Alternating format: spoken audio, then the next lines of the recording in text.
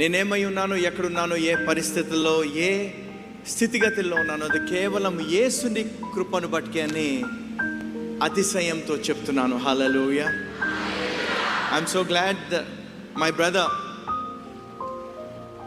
రాజ్ ప్రకాష్ పాల్ గారిని దేవుడు how he began, how he's been elevating, దేవుడు ఎంత గొప్పగా వాడుతుండగా చూస్తుంటే నాకు చాలా సంతోషం, చాలా ఆనందం.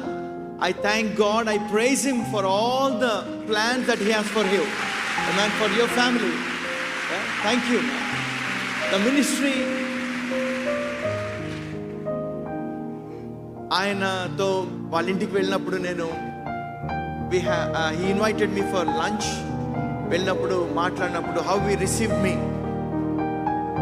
అప్పుడు చూశాను, ఇప్పుడు చూశాను, మళ్ళీ ఇంకా నెక్స్ట్ ఇయర్ కూడా చూస్తాను. This will not fit anymore in the name of Jesus.